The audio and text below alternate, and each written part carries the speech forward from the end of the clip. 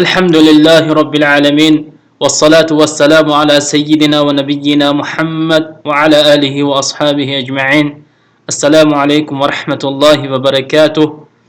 السلسلة هاي درس عقيدة امروز صدق را میگیریم. صدق راست گویی را میگیریم. راست گفتن برای انسان عبادت است.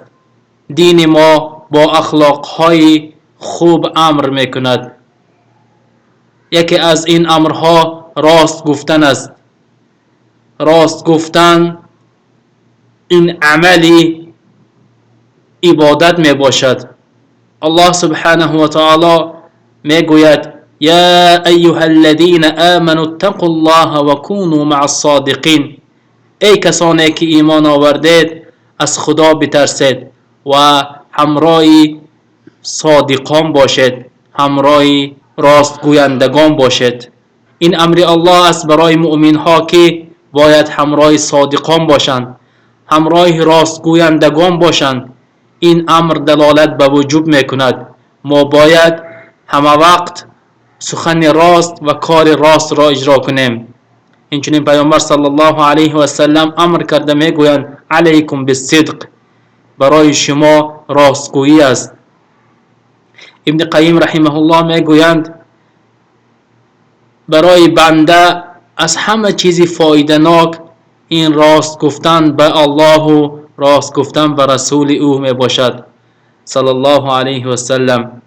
عزت در راستگویی است، خاصتا راست گفتن به الله سبحانه و تعالی، راست دانستن الله و راست شماریدن پیامبر صلی الله علیه و سلم.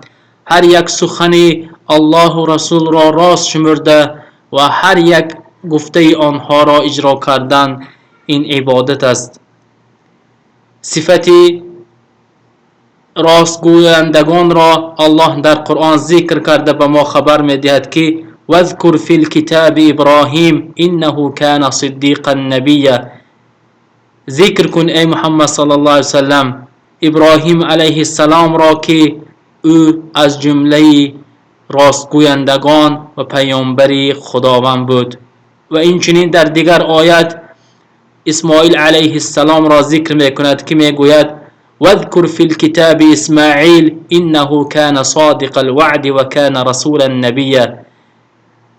یادرس باش ای محمد صلی الله علیه وسلم از اسماعیل که او از جمله راستگویندگان بود و وعده راست میداد و او پیامبر و نبی بود. سوره مریم.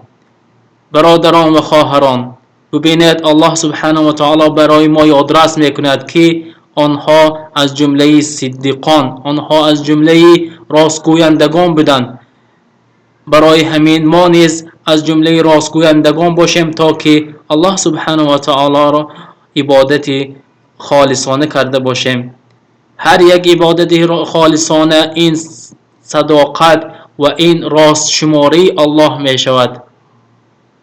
اگر در عبادت خالصانه باشید بدانید که شما الله و رسول را راست شماریدید و نیتتان را خالص برای او کردید. هیچ وقت سخن دروغ نگویید، دائما در راستگویی باشید، زیرا الله برای راستگوینده ها اجر زیاد میدهد که در این باب حدیث ها و آیت های خیلی زیاد است. امام احمد رحمه الله با راستگوییشان از فتنه معتزله نجات یافتند و اینچنین ابوبکر صدیق برای آن صدیق شدند که پیامبر صلی الله علیه و سلم را به پیامبریشان راست شماریدند. برادران و خواهران، هر یک سخن راست شما را برای راست هدایت میکند. هر یک سخن بعد یا سخن دروغ که میگوید این فریب نفس خودتان است. آخرین آیتی که ذکر میکنیم الله خبر داده میگوید من المؤمنین رجال صدقوا ما عاهد الله علیه.